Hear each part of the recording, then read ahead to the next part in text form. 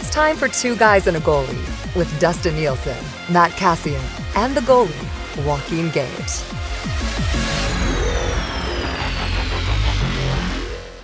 Hello, everyone. Happy Monday, and welcome to another episode of Two Guys and a Goalie. Thank you very much for joining us. Episode 194 of Two Guys and a Goalie. As always, brought to you by CoolBet. If you're not yet signed up for an account, go to coolbet.com, sign up today, and use the bonus code, the number 2, the word guys, and you'll get a 100% deposit bonus on your initial deposit up to $200. Cass, how was the weekend, my man? It was good. I didn't do too much this weekend. Got out of the house a little bit, which was nice. Ran some errands and left the kids at home. So, that's always the best. It's always the best. You can go and do stuff. And went to Home Depot. Went to the grocery store. What a day! All kinds of crazy. Bed Bath and Beyond. Did you have time? No, ran out of time for Bed Bath and Beyond, unfortunately. Damn. But I thought that would have been the perfect Sunday. Yeah, it would have been. It could have been the trifecta. Yeah, that would have been amazing. I used to hate going to the grocery store, but now my wife will be like, "Uh-oh, we're almost out of Kleenex." I'm like, "No problem, I got it. See you in a bit." And I'm gone for like 40 minutes. You'll never believe the length of the line at the Kleenex store. It was crazy. It was nuts. Gage, how was your weekend, buddy? It's like a prison. It was a prison over here. We got everyone's locked in their rooms. I kind of got the main floor. It's weird, but we got negative tests, so we're good to go. Kids are both back in school this morning. Good. My son was actually teenagers are funny because they don't go to bed and then they sleep all day. So he's been gaming, I think, to the wee hours in the morning, and so we had a discussion about resetting the clock. So he decided 2 nights ago to just stay up the whole time. So classic strategy. He stayed up the whole, I think for over 24 hours and looked like the Walking Dead around. I went into his room at 11 and he was up. I go, "What are you doing?" He goes, I didn't go to bed. And I go, "Oh geez, you hungry?" He goes, "Can't eat. Got to get through this." And I think he went to bed at 6 last night. He was up at 4 this morning, but was he gaming again? I think he got a few games in. I was telling Hernan, my wife pulled the reverse. Well, the new age Clark Griswold of forgetting the gift in the attic. He went to the mailbox because he was expecting something, and one of the gifts that my wife had got for him through Amazon was actually at the mailbox. So he came back and got a new pair of shoes for the start of school. So worked out extremely well. Yeah. So actually bad weekend, but great ending. Hernan, how was your weekend, buddy? Good, man. Finally out of quarantine. And like Kaz said, I went to the supermarket, which was awesome.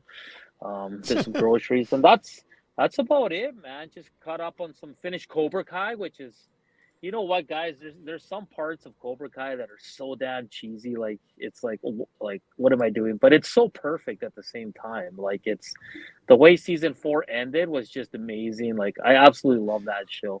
Like it gets better every season. It's not like Yellowstone. I haven't. Don't spoil the ending because I'm only halfway through. Oh. I'm glad you said that because I was just about to be like, right at the end, that final scene, I was just like, it's on. Okay. I'm almost there. Yeah. I'm almost there. But I got sidetracked by Ted Lasso. So Cobra Kai so I've been bouncing back and forth between the two. I got to get that one. I watched the first 2 episodes and really liked it, but I don't have access to it. I got to do that. Yeah. No, it gets all the feels. Like Cobra Kai is like that cheesy, funny, like just like, this is really dumb but really awesome kind of watching.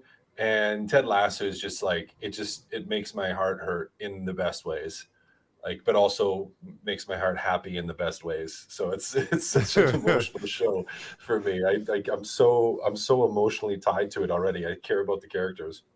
Gage, you're up to date on all of this, are you? No, not Cobra Kai. My wife blew ahead of me in Ted Lasso, so I do have to find the time to watch that too. But that's both solid shows. Okay, I want to just quickly go back to the video game thing. What's that, Gage? I did watch. My wife, I caught her watching the Chippendales documentary yesterday, and I was like, "Come on, What are you doing? Because it was just all Then these. you ripped off your pants and you had on a black Speedo Well, underneath. I almost did. I almost did do the little strip tease for her, but she didn't have any loonies. Anyway, it's actually a really good documentary. I got sucked right in and went right into the couch. So You it's sucked right into the couch. It's Tiger King-esque, the Chippendales documentary.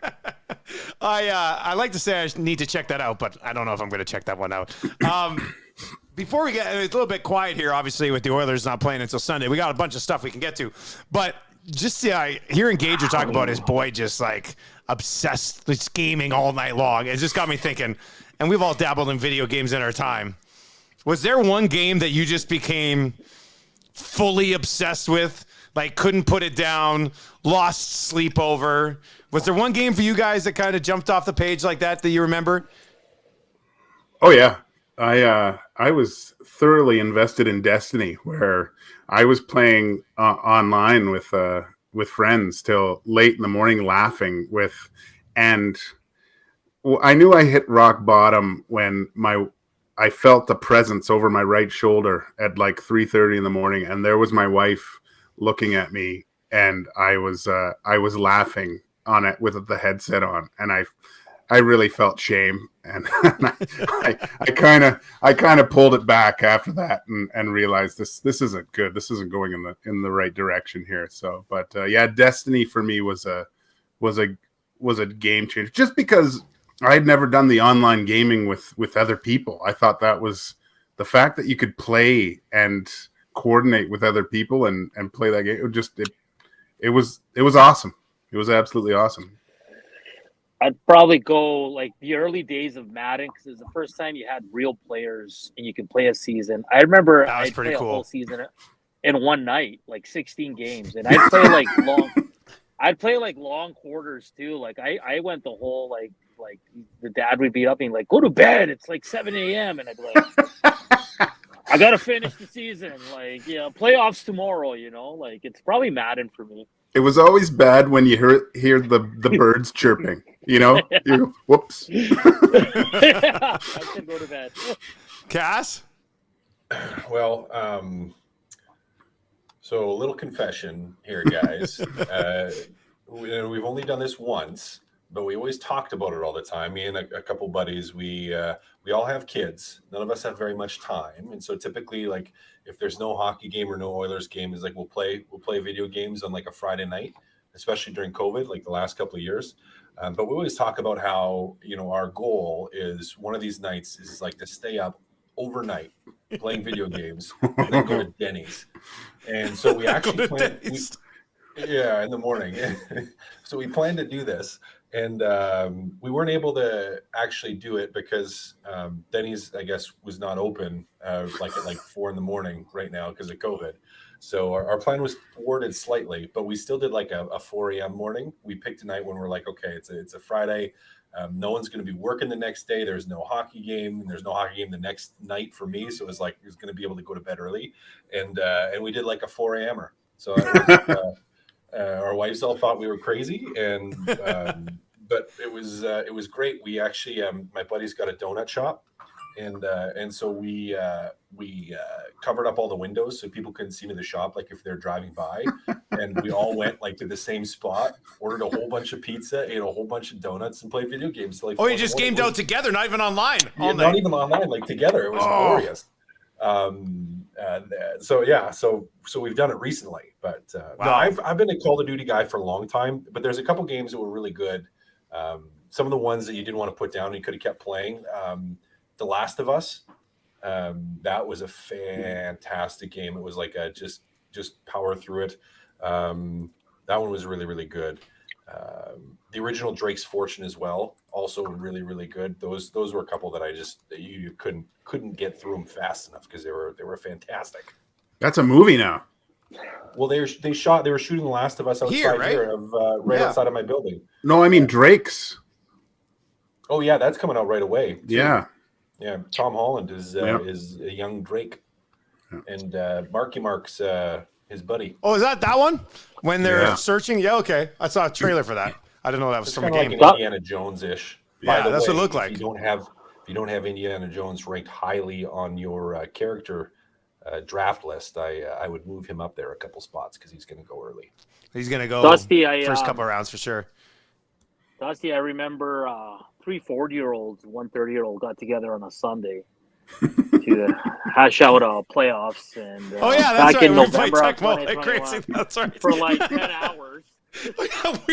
we did go in and did our Tecmo playoffs, and we're like, oh, it'll take like 3-4 hours.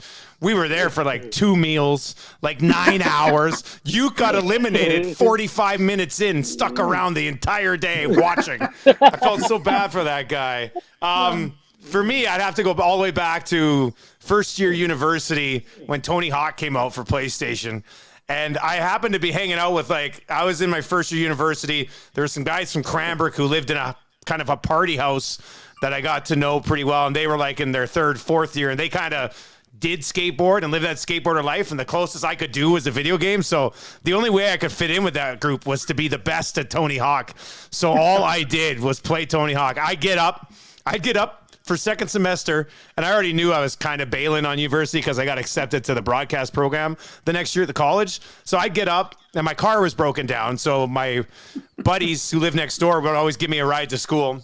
So I'd get up, I'd shower, and then I'd sit down at like 7 o'clock and play Tony Hawk. They'd come over at like 8 to pick me up to take me to college, to school. And I'd be like, no, I'm not going today. They're like, what are you talking about? You're already ready to go. I said, no, I'm not going. I'm going to play Tony Hawk all day. They're like, all day? I said, all day. I'm going to play all day. I got to be ready for Friday night when we go to the boys' house, and I got to take a run at these guys. And you know what? Sure enough, it paid off. I was like the first guy in the house to pull off a 100,000-point trick. And I was like Rudy being carried around on shoulders in the house. So mission accomplished. But I've never gamed as hard as I did with Tony Hawk. Well, I could probably still pick up that game and crush it. So fun. All right. Sorry, side tangent, but had to go there. Oilers, Sens not playing tonight. They don't play until Saturday now. At least that's the schedule. Late game Saturday night. Then they'll have a few more days off, and then they'll play again. Let's just quickly talk about the postponement. Then we'll dive into what we got to talk about. Cass, as you're a player, you're getting ready. You're like, okay, we don't play for 3 days. Okay, wait, now we don't play that day, but we play on Saturday. Now, we aren't going to do anything for 3 or 4 days. Then we're going to be back, practice a couple days. How do you, aren't you guys pretty much built around routine during the season? This must be just, I don't know if it's awesome to get a little bit of time with family or whatever, but it must drive you crazy. Well, I would say a bit of both. And I think the time with the family thing, they had time at Christmas, they had extra time. And guys typically, because you have so little, it probably was really nice for some of them to be able just to spend a little bit more time around for Christmas, just soak that in, especially if you had kids, get to enjoy that. But this is beyond that. Now this is at a point where it's not just, hey, I'm having a fun break. Now it's like, okay, this is really stretching out here and just taking a long time. And I am out of routine. I don't feel, for me, it would be horrible because I was bad after one day off. I felt like I couldn't do anything, let alone a week and a half. So for some guys, they'll be fine. But for others who are not just really routine oriented, but just need that, need to feel the ice every day, need to feel their edges, need to handle the puck. It's tough. It's tough. Takes you out of a rhythm. So the reality of it, though, is that everyone's dealing with it. It's not just any one team. It's what this season is for right now, and you have to find ways to deal with it. And as a professional, it's your job to figure out how to do that. Gage, what about for Mike Smith? I mean, you're just trying to get back up to speed. Now you're not going to be able to play in a while, or would you rather benefit from having more additional time off to heal all your boo-boos along the way? I would prefer to be playing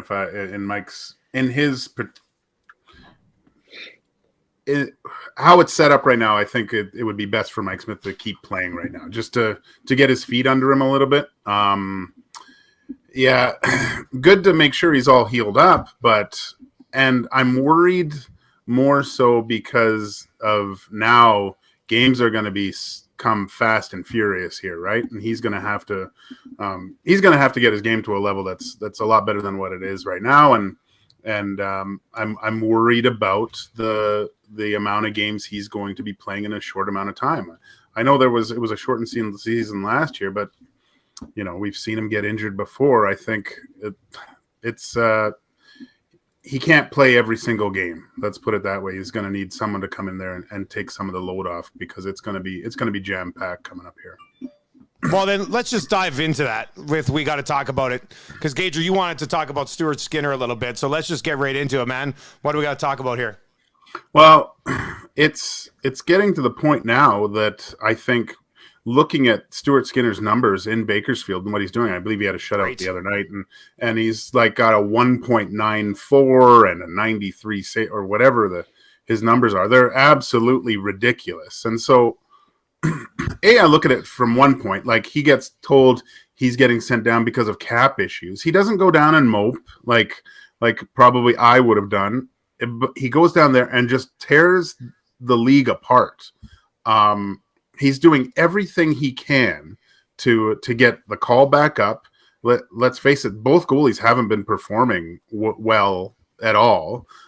And I just wanted to say, what more does this guy have to do to prove that he should get a shot at a few games consecutively for the Oilers? You could argue that he was the best goalie here while he was playing. Like he played really well, and he's young. He's hungry. I don't see why the Oilers don't give him a chance to run with it right now, considering the fact that the other two guys haven't played close to what I don't think their potential is, and has been kind of the weak link for the Oilers over the past month. You're getting to the point where he's going to say, look, there's no spot for me on this team. The coach doesn't want to play me, doesn't have confidence in me. And I don't know what more I have to do to show this team that I can play at that level. So it's time for him, or they're just going to lose him.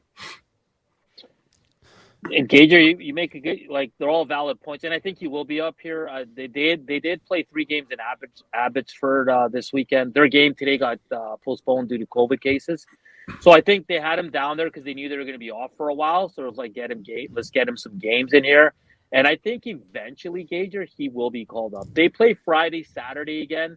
I don't know if the Oilers are going to call him up for Saturday. I'm pretty sure Mike Smith's going to go in that one, but I think heading into February, Gager, we're going to see Skinner-Smith combo. I don't know what to do with Koskinen. I don't know what the options are, guys. I don't know if he can taxi squad him. I don't know if maybe Dusty might know that, but I think it's going to be Skinner because, like you said, he is their better goaltending. .925 save percentage in the AHL. He's 6-0-2. He still hasn't lost in regulation. 1.96 goals against average. This guy has to be here. There's no excuse, Gager. I'm with you. I just think right now he's there because they're actually playing and he's getting some games, but I think he'll be here sooner rather than later. I think he's already proven to them that he should get that shot. I think they're just trying to figure out what to do with these other two guys, and they're the vets and might give them a little chance to sort of save the season here. But I don't think they're sitting going, I don't know if we have enough faith in Skinner. I think Skinner, hopefully, at this point, I mean, if you haven't won them over already, I don't really know what else you need to do. If you look at all their goaltending performances all season, the best one was him versus the Winnipeg Jets, right? By far. I mean, he absolutely was brilliant in that game against the Winnipeg Jets. Neither of the Smiths barely played, and Koskinen hasn't had a game like that. So, is it a little bit of a worry, handing the reins over to a young guy? We're not saying hand the reins, we're just saying give him a decent look here and see what he actually is capable of. Cass, where do you come out on this young netminder here between the pipes? Pick him up. Call him up. Yep. Well, I mean, he's done enough to deserve to be here. He is, as I've said multiple times on this podcast, the goalie of the future. So I understand setting him down and having him play a whole bunch of games when you thought Mike Smith was going to be starting and then you knew you had a break. So I get that. I understand that. But he should be the guy that's here.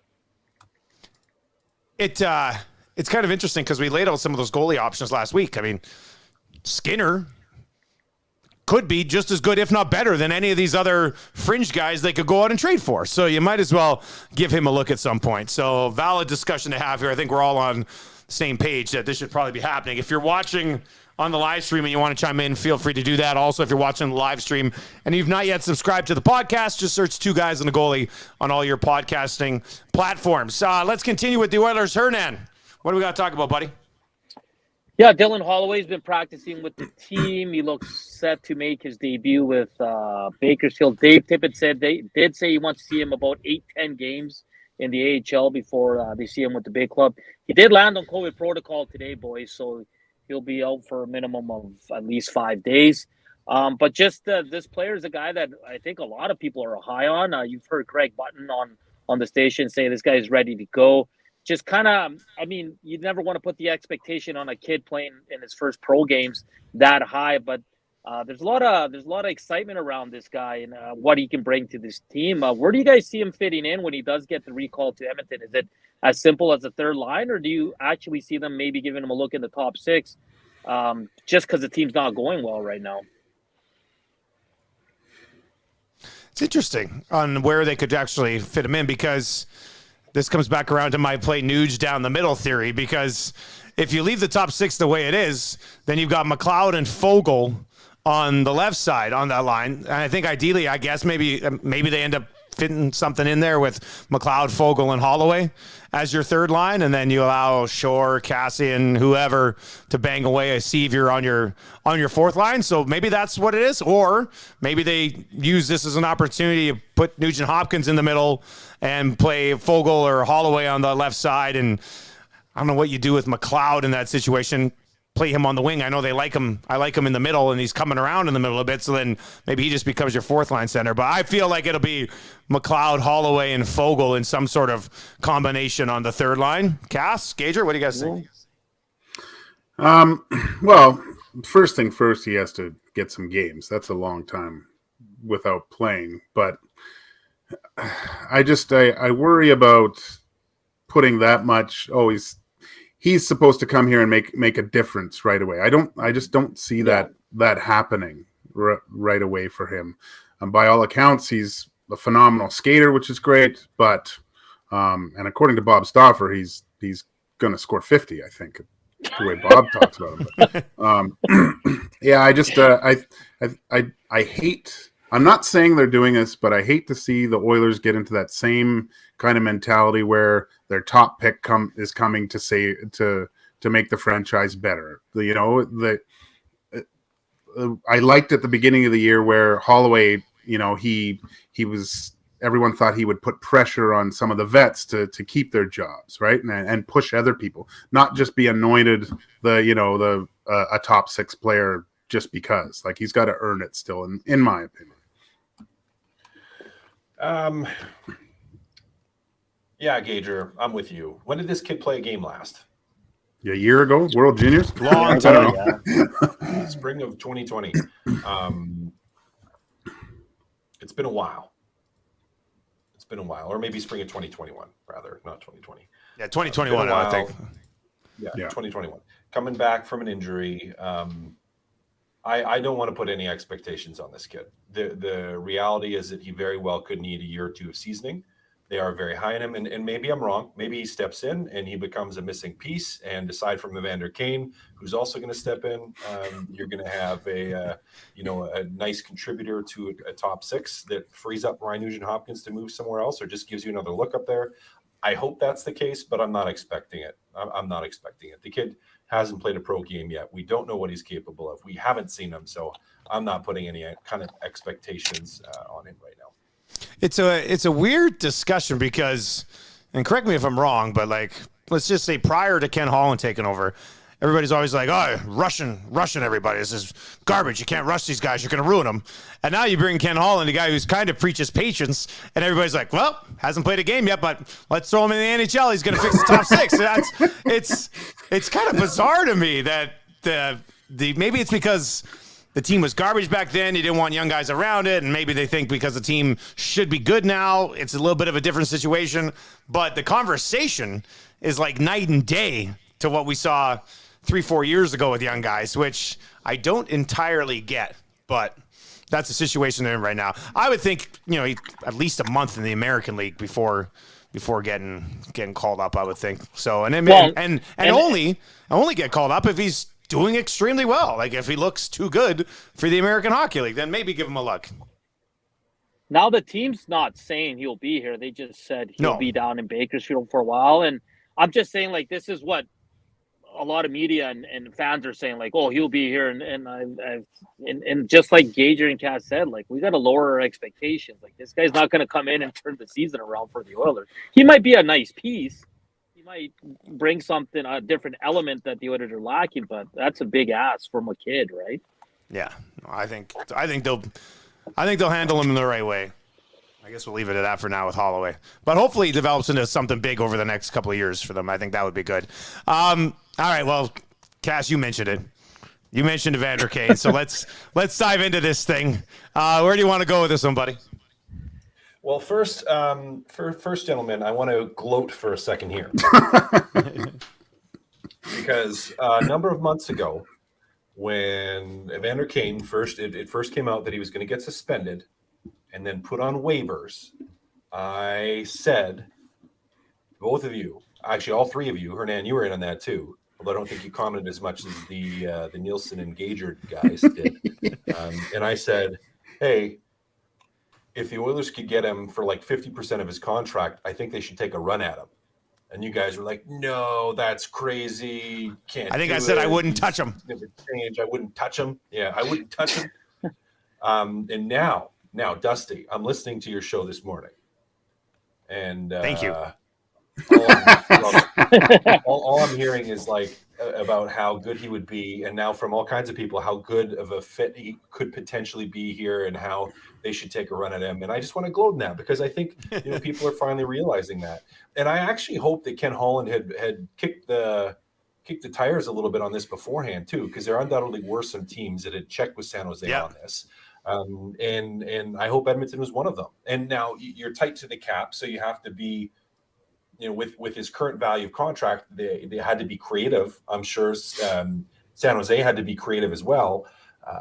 But now, if everything goes through and Evander Kane's contract is terminated, I absolutely 100% would take a run at him. Reportedly, he's only going to be interested in a deal for the rest of this season. If you're the Edmonton Oilers, you take that deal. If you can get him for a reasonable cost, if you can get him for $3 million or less, you do what you have to do. You bury Koskinen in the minors. You make a trade for draft picks. Whatever you have to do to get that contract, you do it. Because at the end of the day, he's a top six forward that, yes, he has issues. Yes, he can be a problem in the room. He's going to be on his absolute best behavior for the rest of the year. You know that, undoubtedly. He's going to be on his best behavior, trying to earn that next contract. So he's going to be on the best behavior. You can get him for cheap. He is a legitimate top six producer. The Oilers need a player like that. They need a shakeup in the dressing room. I just don't know how you don't do this. Don't try. And who knows if he would sign with Edmonton? We don't know that, but you better be taking a run at Evander Kane if you're the Edmonton Oilers. And I know people are going to go, and trust me, from a long-term standpoint, I'm a huge proponent and fan of making sure you have good dressing room chemistry and not wanting bad apples and the quality of the people that are in there. And you can question the quality of Evander Kane just based on the last couple of years, and drama seems to follow him. And do you want that in the room or not? No, I don't think you do, but this is short term. And again, a guy who's going to be on his best behavior for what could be an extremely reasonable cost. And I just look at this and I go, you got to do it. With where this team is at right now, in this moment, you have to try to do this if you're Ken Holland. Isn't the biggest issue with Evander Kane his vaccine status? Well, they've said he's fully vaccinated now. Oh, okay. He was. Okay. Hernan, what do you guys think? Go ahead. Go ahead. I say no. Don't. Cass, I wouldn't touch him with your hockey stick. All right, that's But I was thinking of scenarios. If let's see, if Connor McDavid now should become a complete leader and reach out to Evander Kane, if this is even being a possibility, and talk to Evander Kane and see where go look. I don't know if he knows him, but he's probably heard of things through other players and things like that. I would pull the kind of the whole Tom Brady Antonio Brown type of situation here, where Connor, give Evander Kane a call, see if would he be interested to come to play with him and hopefully take a run at something special, and say, look, whatever happened in the past is in the past. We know what type of player you can become, but we can't have any shenanigans going on here, right? And see what he says. If Evander Kane tells Connor McDavid to screw it, then if I'm Connor McDavid, I go to the brass and say, don't do anything with this. We can't have that thing in there. But I'd like to see this. It doesn't always happen kind of in this regard, but I think if I'm Connor, I hear about this, and I want to get a better grasp on what's actually coming in, and is this going to hurt the team or not? And Gager, to add to that, if you're Evander Kane, and he's probably going to have a ton of teams looking at him because he's going to come cheap, and he'll make an impact in your top six. But also think like he's probably looking at all these teams and saying, where do I want to go to get my career back on track? Why not go play with either Connor or Leon? Like it's almost a no-brainer for him. And I get it. Like you got to weigh the good and the bad with this guy. And I agree with you where it's like, will he be on his best behavior? Like that's a big if, right? We don't know that 100%. Now, he would have to be on his best behavior to come to Edmonton. But I think I look at it from Evander Kane's point of view, and I think Edmonton should be high on his list. How can it not be? Yeah, it would have to be, right? Yeah, I mean, the opportunity to play with Connor and Leon, and for half a season to get people's eyes back on you again. Right, and you got, and for the Oilers again, he's a 30-goal scorer, 60-point guy.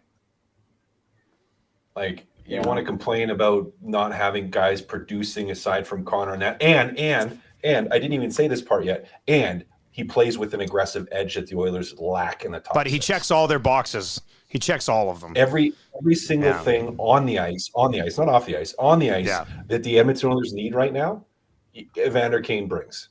100%. What do you guys think he goes for though? Like, what do you think That's the big question, isn't it?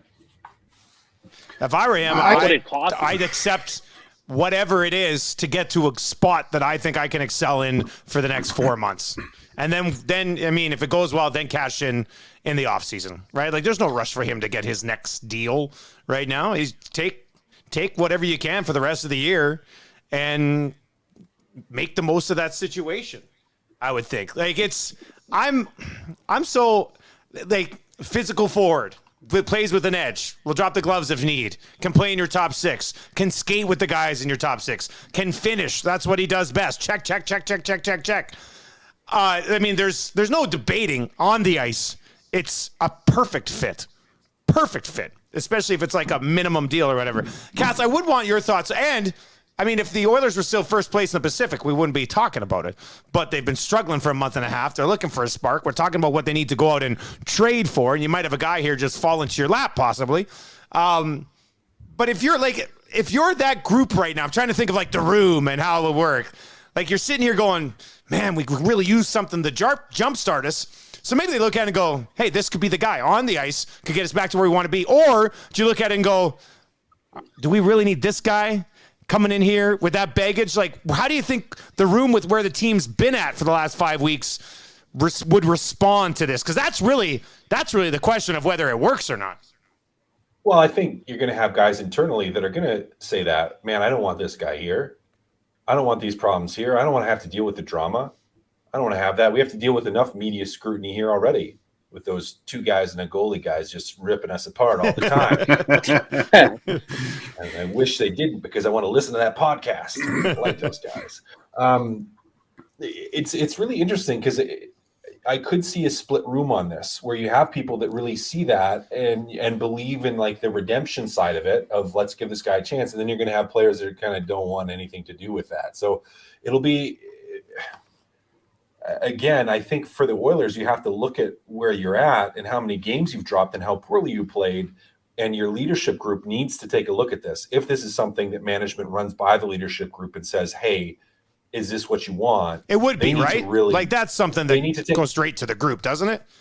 Oh, you have. I think you have to. If your management, Ken Holland and Tippett and whoever else would be involved in that, like you have to sit with your leadership group and say, hey, this is what we're thinking of doing. What do you guys think? Like, you have to get some of the leadership group on board. I would say the majority of them on board. But if those guys are for it, then you do it. There are going to be guys in the dressing room maybe that don't like it, but if I'm GM at this point, I don't care. I mean, I don't care. You got to bring in something. Got to do something. If there's one team that needs a spark and some personality and some energy, just look like it's the Oilers of the last month, man. Maybe he brings too much personality, but I think you just gave us a Patrick Kane snort, Hernan. I think you just snorted. I think we just got the name of the episode. The Evander Kane snort. That's the name of the episode. Although, yeah, wow.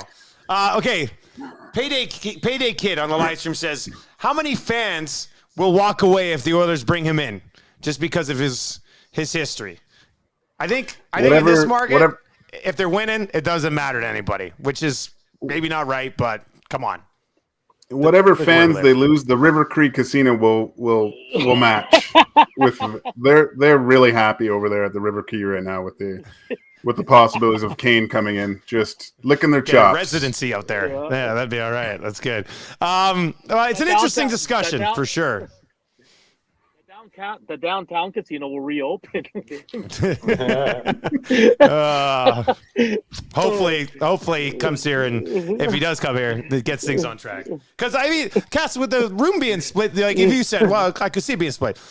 If as a group you really want to win, he could help you do that, right? But at what cost, really? If you want to, but he could. If you're looking at going, shit, this is exactly what we need right now. Let's go.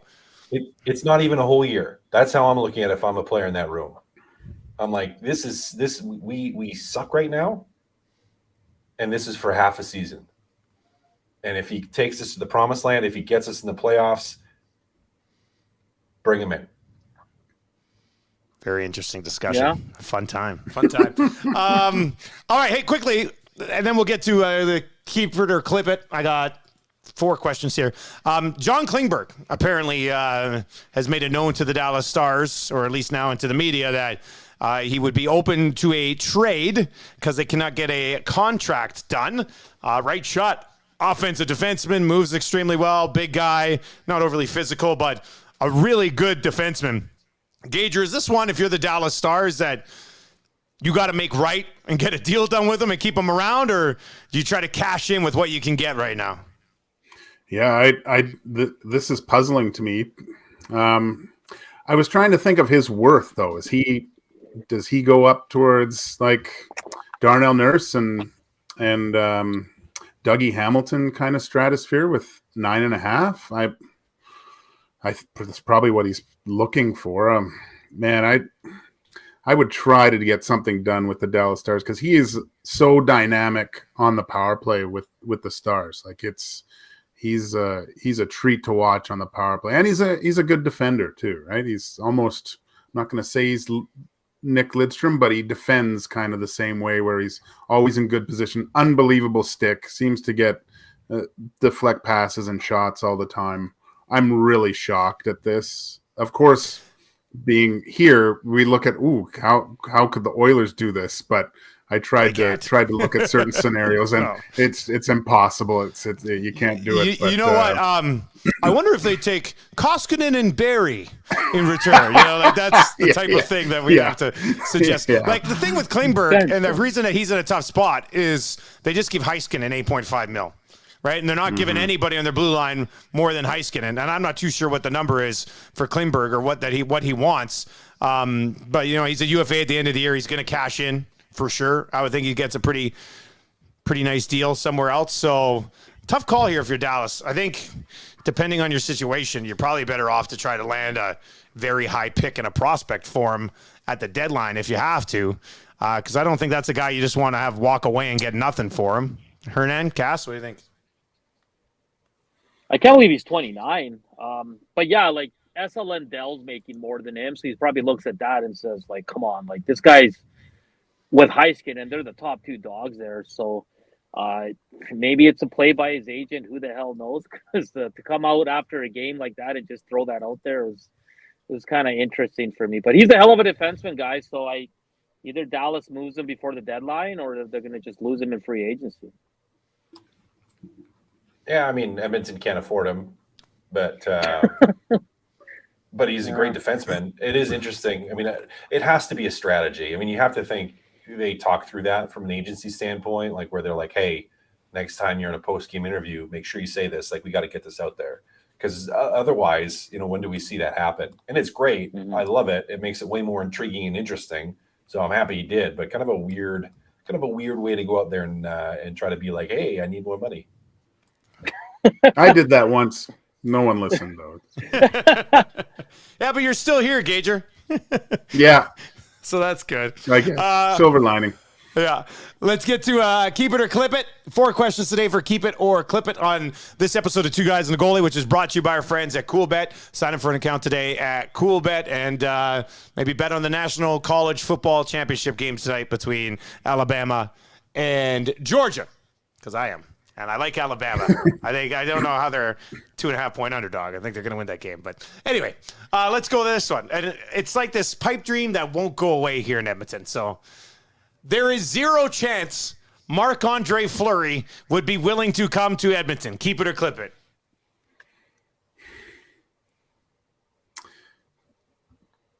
Clip it.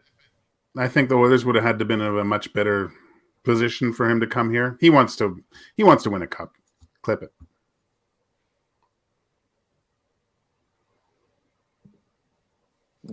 Which one? 0? Clip it? 0%? Clip it would be no. Keep it would be 0 chance. Yeah, I'll keep it. This guy. Well, that's what I meant. Keep it. You meant keep it, Gager. He just moved. Yeah, he just moved his family. I mean, I just no. Fleury's not coming.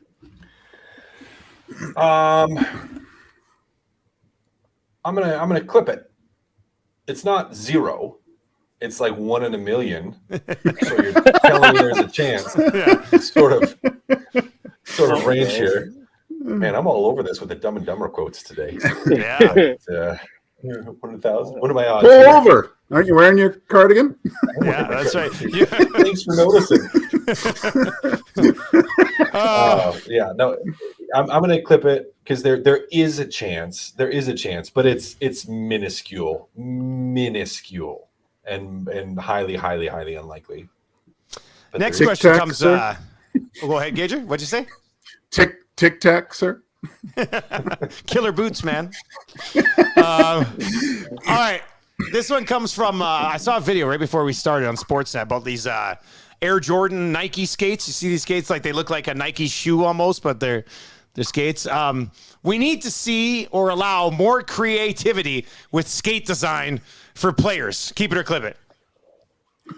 Oh, keep it. When Fedorov had those Nike white skates, Beautiful. They were, I mean, one of the most beautiful skaters on the planet too, with those things on. It was something to see. But we kind of see it with the World Juniors and their things. I would love to see even some sort of NFL, like the NFL, they can put stuff on their shoes and certain sayings and stuff. I saw a guy with Betty White on the side of his shoes. That was right? Stephon Diggs. He had the Betty White weights. That was unbelievable. Like just a little bit more personality and things, and being able to put some stuff on there. I'm all for it. Like Michael Jordan hockey skates, man. I might have to make a comeback to get some of those. That's because I couldn't afford them. Keep it. Bring back the Kevin Lowe skates. Old microns. Cass? Oh, those things. Keep it absolutely. Yeah. I mean, we actually talked about this back when I was playing. The NHL, like a lot of leagues, they try to model the NFL. And one of the things for years in the NFL, and the reason that they tried to clamp down on some of the things like with uniforms and the style, is that they want players to be interchangeable, because that's better for the franchises, where if one player's gone and you bring someone else in, the fans don't notice as much. Whereas if you have big stylistic things, well, then all of a sudden you maybe it's a little bit more noticeable on the field or in the rink. Now, hockey, there's less people on; it's a little different. But you're so standardized with a uniform that I think adding a little bit of personality like that with his skates, like now the NFL does with the cleats, I think that's awesome. Like, let guys do it. You're not going to see anything that's too insane. You're going to have some guys that just like stuff that's a little bit more normal. But yeah, I'm all for it. Make them cool, make it fun. Do it. I'd like to see him mix it up a little bit. I think that would be fun. That'd be great. UC Saros is the most underrated goalie in the National Hockey League. Keep it or clip it. Ooh, I'm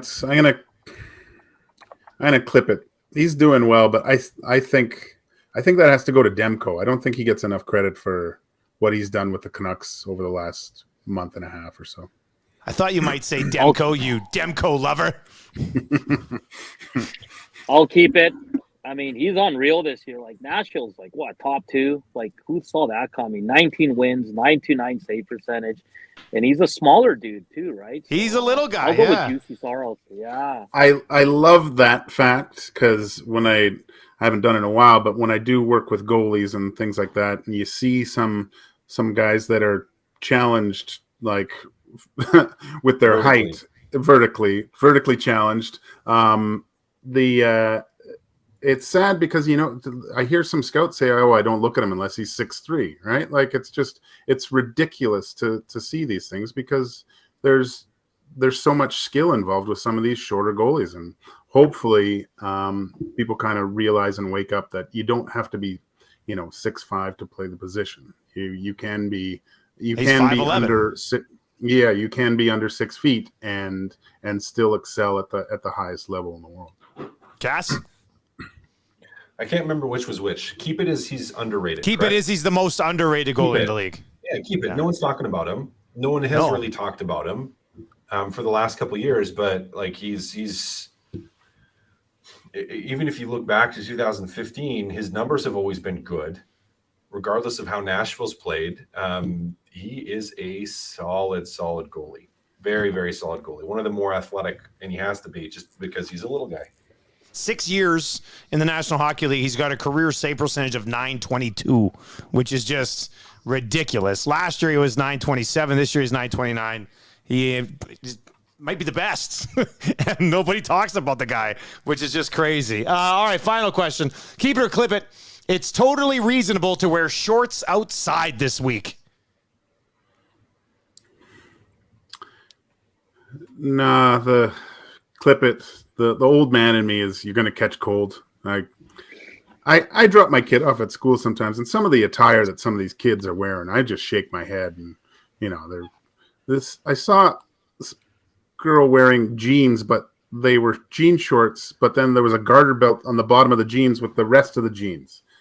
I just no jacket. Just Wear it's still minus. It's winter time. Bundle up. Nothing annoys me more than when the weather gets a little bit nice and people whip out the sandals. I'm like, come on. And over the weekend, I saw 2 guys in -30 weather walk out of Canadian Tire in shorts and just a t-shirt. I'm like, what is wrong with these people? Not even a jacket? Yeah, man. No. Like, oh my God, what's wrong with you? And they were just fine. Like, it's crazy. So clip it. I mean, keep it. You're allowed to if you want to. I think it's dumb. I wouldn't do it, but you know what? That's your decision. And if you're a grown adult and that's your decision, it's a horrible decision. It's a bad decision. It's the wrong decision. But it's your decision. If I had legs like Cass, I'd do it. I just look at it that if you're a winter short guy, you've probably been wearing them anyway. If you're not just going to put them on all of a sudden. And now it just gets easier for winter short guy. Like that's all that is, I would think. What happened to that Bomber fan that he didn't wear shorts for like 18 years until they won the Grey Cup last year or 2 years ago or whatever it is now. Yeah. Okay. You're right. Then he put on jeans for the first time and like 2 decades. It's a weird thing to be committed to. What are you going to do? All right, boys. Well, next time we have an episode, we'll be 2 days away from an Oilers game here in the middle of the season. So that'll be nice, I guess. That's going to do it for another episode of Two Guys and a Goalie. If you are listening to the podcast, we appreciate the download. If you haven't yet subscribed to the podcast, do so. Just searching Two Guys and a Goalie on all your podcasting platforms. For Hernan Salas, Walking Gage, Matt Kassian, I am Dustin Nielson. We will talk to you on Thursday. See you later, boys. Later. Bye.